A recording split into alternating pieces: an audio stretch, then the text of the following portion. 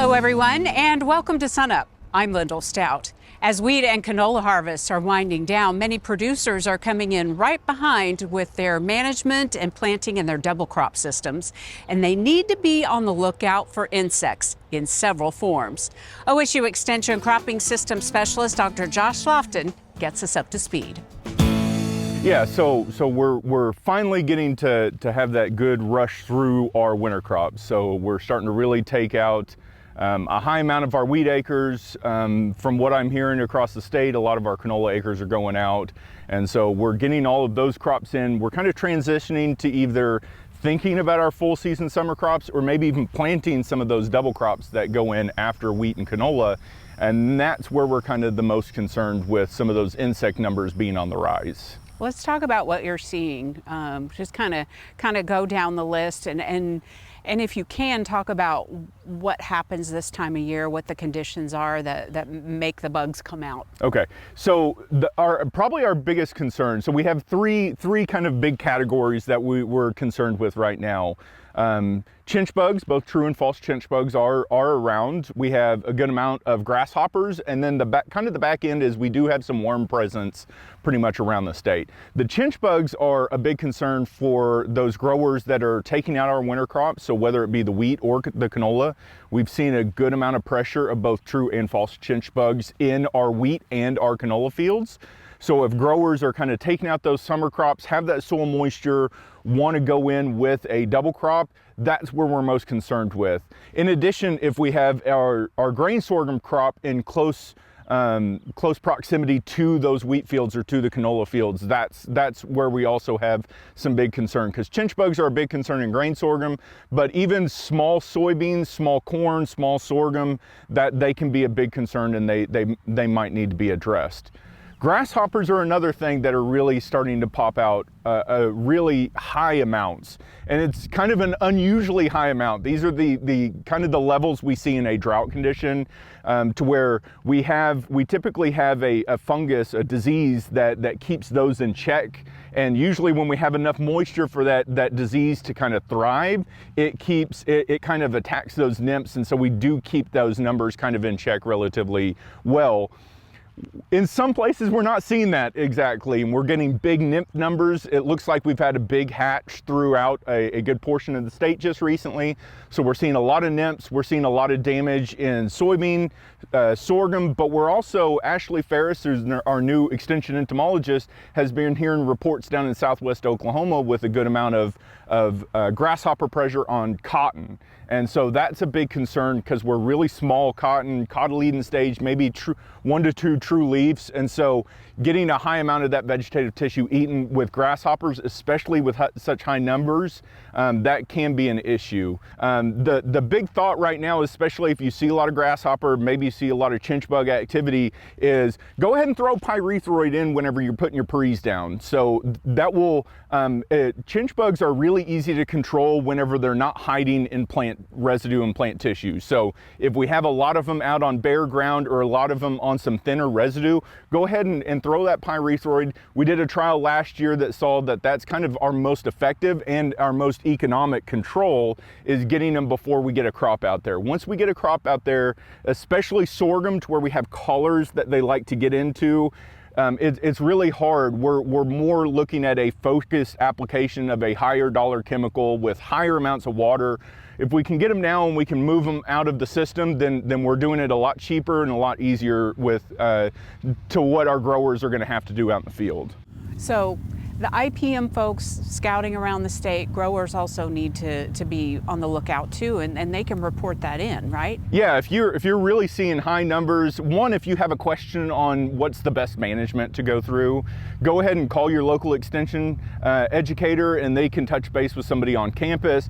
If it's at one of those levels to where somebody needs to come out and we can walk through a management plan, that's all within the realm of possibilities. But they can probably come out in a day or so and take a good look, get some good numbers, and we can develop a management plan there. But that's the best thing to do with any of our IPM, any of our pests, is the more times that growers can lay eyes on a field, that's going to be better, because it's going to get it to where we can get it maybe at lower numbers or at a younger stage to where it's a lot easier to control. Thanks a lot, Josh. And to contact your local county extension office, we have a link for you at sunup.okstate.edu.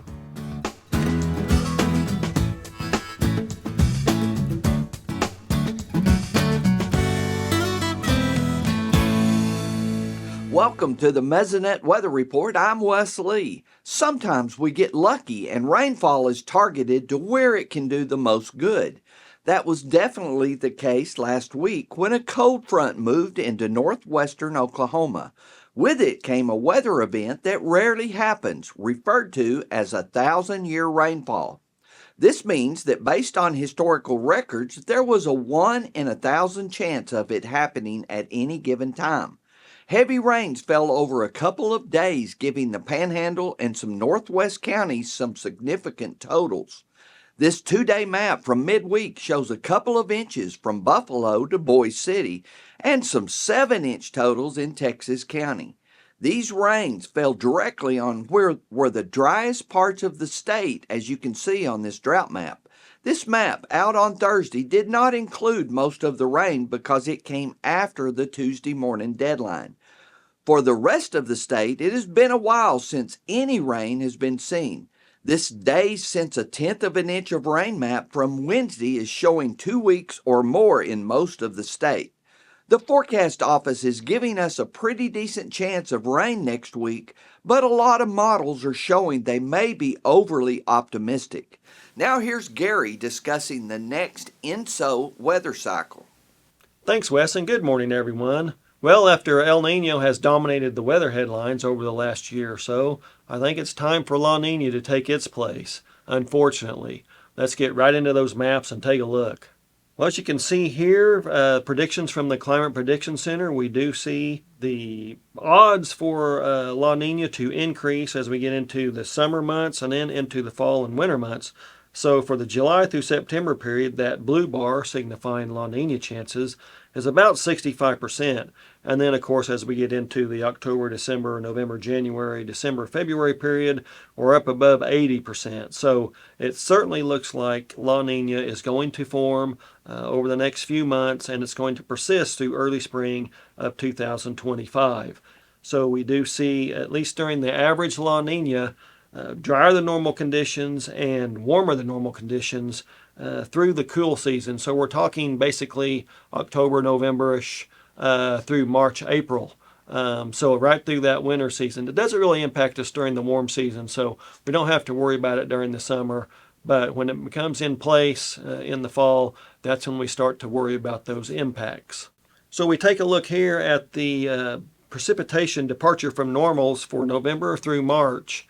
During the past moderate La Ninas going back to 1950. There have been more than a handful, so we do see, at least on average during those La Nina events, decrease in precipitation across most of Oklahoma except for the Panhandle. When you combine that with warmer than normal conditions, even during the cool season, that tends to spell drought formation in Oklahoma. So we will keep our eyes on this La Nina formation over the next few months. And then if we start to see those impacts start to crop up, we will certainly bring those to you. But it's something we need to be on the watch for. And if you can prepare for possible drought conditions, as always, you should keep that in mind. That's it for this time. We'll see you next time on the Mesonet Weather Report. We're going all the way to Scotland now, where a couple of our colleagues are on a very special assignment.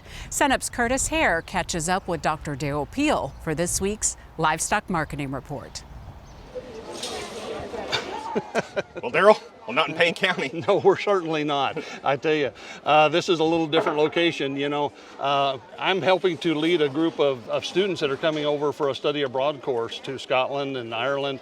And you and I came a couple of days early so that we could learn a little bit about agriculture here in Scotland, as well as to see some of the sites and enjoy some of the historical interest here. Yeah, and it's been absolutely beautiful, especially looking at agriculture here. We got to look at some sheep production, beef cattle production, which isn't a huge thing here over in Scotland, and primarily, it's dairy cattle. And we got to see a lot of that with the vet school, which we will have a lot more for you in the coming weeks on SUNUP. But first, let's just check right in on the livestock markets. What's happening? Livestock markets in the U.S. are really heating up, following the trends that we've been seeing lately. Cattle prices are moving close to record levels. We've got fed cattle prices flirting with $2 a pound or $200 a hundredweight. We'll get there certainly in the next few weeks or before the end of the year for sure. Feeder cattle as well, generally stronger as well. And more, we're seeing now box beef is really strong. So we're continuing to see good retail demand support for beef. The latest retail prices that we had actually set a new record for all fresh beef. So across the board, we're seeing lots of strength in demand, and that's supported by a tightening supply. So these markets continue to move higher and higher. So where do we go from here? So yeah, we've had great forage conditions. We're making lots of pasture. Generally in pretty good shape, not only in Oklahoma, but generally around the country. We've got less drought now than we've had in about 4 years around the country. So, the cattle, the big question in the cattle industry right now, and has been for months, is are we beginning to save some heifers and think about herd rebuilding? We don't have any data yet that shows that. I suspect there's some happening, but we continue to see strong heifer slaughter numbers. And so, it's going to be a while. And certainly, we're not going to get any herd expansion in 2024. We may be setting the stage for some limited herd expansion in 2025. All right, thanks, Derrell, and thanks for taking me on the trip. I'm having a blast, and I can't wait to show the viewers what else we have coming up on the show. You bet. All right, from Edinburgh, Scotland, I'm Kurtis here, and this is Dr. Derrell Peel.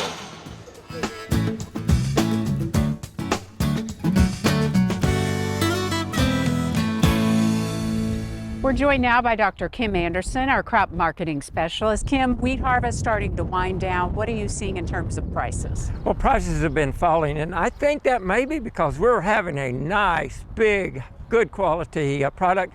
You look at the futures price, we've dropped about $1.20 on the cash and futures market, but it's all been in the cash and futures. The basis has remained the same, and I think that's the good news right here. You look at wheat prices go just before June 1, they were up $6.85. Down to around $5.65 right now, falling $1.20. And again, I think that's because of the big harvest.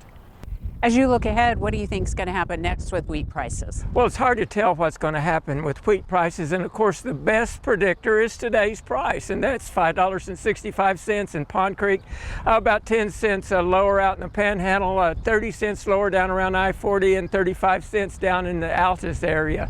But if you look at the stocks-to-use ratio for the U.S., for wheat, 39.4% compared to 37.5 last year, average of 40.8. So right at average this year, maybe it's a little below. You look at the world, 31.6 projected for this year, 32.2 this last year, and 33.5 on the average. So the world's a little below average. So you'd expect prices to be up around that $5.85. But remember we talked about that range you see during harvest, $1.83. If you take that highest price we saw just before June 1 at $6.85, take the $1.83 out, you got about $5 wheat. And I think that's a good bottom. If you look at the top, your $5.67, which has been our low price, plus $1.83, gives you about $7.50. So expected $5.85, around $5.65 to $5.65 to around $7.50. Let's switch gears now. Everybody will be looking at corn next, of course. What are you seeing in terms of corn prices this time of year? Well, corn prices, we saw them falling. They've risen up just a little bit. They were up around $4.75. They went down to $4.40. They're up around $4.45 now. You look at those stocks-to-use ratios, and they indicate below average price. And your average corn price during harvest is $4.80. U.S. 14.2%. Your average is 11.5. It's 13.8 last year. You look at the world, 25.6, 25.7 last year, 24.3. So all above average. So you'd expect below average prices, and that's what we're seeing around $4.45. It might come up a little bit. If you look at a range, I'd probably put it, we could see it below 4 and we could see it above 5. But right now, because it's a long ways to harvest, but right now around $4.50. Let's talk about soybeans now and give me some similar analysis. Well, you've seen about the same thing in beans. You've seen a big drop in beans. We were up around 11.55, got down around 10.75, down now around 10.60. You look at the stocks to use ratio, 10.2% for next year, 8.3 last year, 7.6 average, well above average. You look at the world, 32% versus 29.1 versus 26.7, well above average. So you'd expect below average beans. I think we could see bean prices below 10, maybe 11.50 or 12, but right now you got to bet on around the 10.60 area. And let's talk cotton now, last but not least. Looking at cotton, you know, go back a couple months, we were around 85 cents up in that area. That was good. We got cotton price down around 70. That's the December futures contract price. It's at 73. That gives us 69 or 70 at harvest. Look at the stocks to use ratio. The U.S. well above average, 27.5 versus 23. You look at the world, it's about average. It was average projected this year, is average last year, average the year before. So I think we could see these 70-cent cotton prices maybe up into the average, which is around 75, but if you got to put a range on it, 65 to 80. And in terms of talking with producers, what kind of guidance are you giving them on selling their crops? Well, especially with wheat, but I think wheat, corn, and beans, stagger it into the market. If you're selling cotton yourself, do the same, stagger it into the market or go into a pool for cotton. Okay, lots of great information, Kim. We'll see you next week.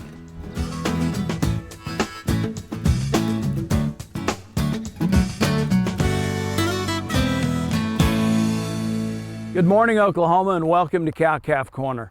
This week's topic is to take a look at the impact of mature cow weight on the profit potential of a commercial cow-calf operation.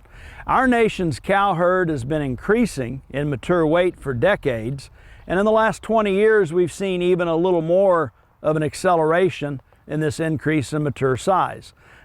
Increased mature size of cows, as we've discussed in the past on Cowf Corner, have more input costs, more nutritional requirements, but they come with certain advantages as well. Did you know that for every 100 pounds you increase your mature weight of a cow, on average, she weans off about 10 pounds more of calf? But by that same token, if we took the same forage base and feed input costs that it would take to run 100,000-pound mature-sized cows, we could run 71 1,400-pound cows given that same forage resource and feed costs. And so with this information, we worked through a little cowboy math today to take a look at what the potential downside is of different cow weights relative to profit potential. We make some assumptions. First, those 1,000-pound cows are going to wean off 450-pound calves. We're going to assume that either set of cows in this situation are going to have about a 90% calf crop weaned. And as a reflection of current markets, we're just going to grab a value of about $3 a pound of what a pound of weaned pay weight is worth in the calves. And so walking through those numbers, those 100 head of 1,000-pound cows with a 90% calf crop weaned and 450-pound calves weaned, we're going to wean off about 40,500 pounds of weaned pay weight from that 100 head of cows. Now, if we take that value times $3 a pound, we are generating a little over $120,000 in revenue from the 100 head of 1,000-pound cows. By that same token, the same forage base that could accommodate 71 cows weighing 1,400 pounds, we would expect them to wean off 490-pound calves, again with a 90% calf crop weaned and a value of $3 a pound. That's a little over $90,000 in revenue that they actually generate, again off the same forage base. We can question whether or not the 40-pound heavier calves would be worth quite as much per pound as those lighter calves, and they're probably not.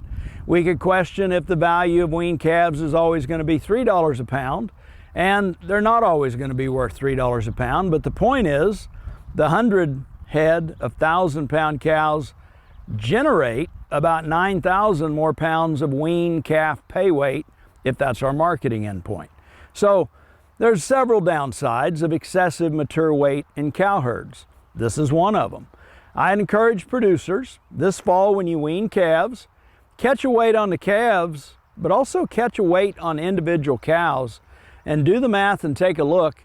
If excessive cow mature size is robbing you of profit potential in your commercial cow-calf operation. I hope this helps, and as always, thanks for joining us on Cowf Corner. Cattle producers and those in the beef industry, here's a continuing education opportunity for you. You can get your beef quality assurance certification at a workshop coming up on Friday, June 28th at the Woodward Livestock Auction. Topics include biosecurity, herd health, nutrition, meat cutting, and a market update. The BQA certification event runs from 1:30 to about 8 o'clock that night and includes some great giveaways and a steak dinner. BQA is a national program coordinated at the state level to share up-to-date management strategies through every segment of the beef industry. For registration information, go to sunup.okstate.edu. We're here in Garfield County checking out wheat harvest this week with Tyler Schneithman. How's it going? It's going pretty good. We're kind of nearing the 50% mark, so kind of at the point where just trying to kind of keep everybody together and keep the charisma high and keep momentum going. So we've been very pleased with this wheat crop. Yields have been better than what kind of we expected. Kind of general consensus in the area. Test weights have been really good. So we've been really tickled from that standpoint. Let's talk about this growing season a little bit and kind of how it started in the fall and carry me through the winter and early spring and then where we are now. Right. Well, we had a really good winter. A lot of winter moisture, had our hopes, expectations really high for this crop, a lot more so than the last couple of years. But then we kind of got to that March, April time frame and started to get really dry, even to the point that, a lot of people kind of almost got to the point to pretty much write this crop off. Didn't have a lot of expectations for it. Caught some late rains. Filling weather was tremendous, about as ideal as it could be. Test weights have just been off the charts this year. I think a guy can credit a lot of that back to the genetics, newer seed varieties, that have allowed this wheat crop to handle more adverse conditions and really, ended in a harvest well above expectations. That's so great to hear. And speaking of the weather, we all have been glued to the news at different times over the last few months with these tornadoes and really heavy thunderstorms. Were you guys affected by that in any of your fields? We were right, kind of localized areas, but right in the Garber area. We had some wheat in that area that had anywhere from 70 to 85% hail damage. And so that wheat was a little, wasn't too fun to cut, and yields weren't quite as what we were hoping for in that particular area. But luckily, it was just kind of a localized area, and a majority of our fields weren't really affected by that. You plant a lot of varieties, some of which are OSU. How are those in particular performing this year? So far from what we've cut, we've been just ecstatic about Showdown. It's been our best wheat by at least 10 bushel up to this point. Just an exceptional variety with a ton of top end yield potential. Test weights have been good. We're fixing to cut double stop. Got high hopes for it. We still have okay corral to cut. So we're looking forward to kind of this last half as well. But up to this point, it seems like Showdown has really stood out. And it's the genetics, of course, and we talk a lot about the science of the wheat on this show, but it's also management practices too. There's a lot of strategy with you and your brother and your dad and the team, I'm sure, to keep that all in motion in these different fields. Yeah, we have a great team between my dad and brother.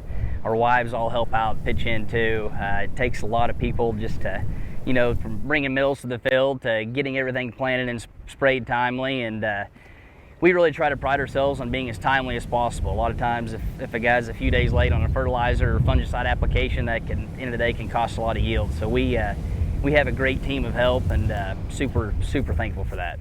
Talk about the energy and emotions of this time of year, right? There's so much work that leads up to it, and you're excited for harvest, but it's also a really stressful time too, isn't it? And exhausting? It is, yeah. That's kind of where, normally we have a nice rain delay at some point during harvest, and this year we were kind of slow to start. But then this weather's cleared off. It's been 100 about every day, and so we're kind of getting to that point where you can tell everybody's kind of starting to wear down a little bit. No, there's still a huge adrenaline rush with harvest. I mean, trucks coming to the field, and we eat all of our meals in the field. Our wives make meals, and my mom does, and you know, there's just a huge adrenaline rush. I mean, it's unique that, you know, occupation with production agriculture, I mean, you earn all your income at one given moment. So there's always a lot of stress, pressure, but at the end of the day, it's, you know, in my opinion, it's one of the very best times of the year. And then you're cutting your wheat, and then there's no slowing down, right? Or is there stuff coming in right behind this? Yes, in fact, my brother's been running a planter, and we'll try to get this field sprayed here within the next 24 to 48 hours and planted back to soybeans. So our rotation's kind of set up where we're wheat, double crop, soybean, and corn rotation. So we really like that. We feel like that's helped our wheat yield some, and then also for growing seed production, we're always having clean ground to plant this foundation or registered seed on. This is your family farm for how many generations now? So I'm the fifth generation, brother and I. Okay, so tell me about growing up here, and then maybe the prospect of passing it on to this next group of kids that are going to be growing up here. My brother and I have been very thankful and grateful for the opportunity. You know, anytime we think we face an adversity or a tough day, we think about, you know, our grandpa and great-grandpa and great-great-grandpa that were driving combines without cabs, and, you know, it just the kind of conditions that they endured, and, you know, makes us extremely grateful. And my brother and I, we both have some children that, you know, hopefully one day our goal would be that, you know, they try to carry on the same passion and pride that we do if they choose to do so. Great. Well, thanks for having us out. We wish you and the family the best as you wrap up harvest this year. You bet. Well, thank you for coming.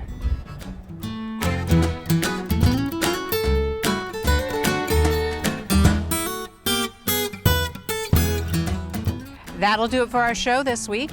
A reminder, you can see SUNUP anytime on our website and stream us anytime on our YouTube channel. I'm Lyndall Stout. Have a great week, everyone. And remember, Oklahoma agriculture starts at SUNUP.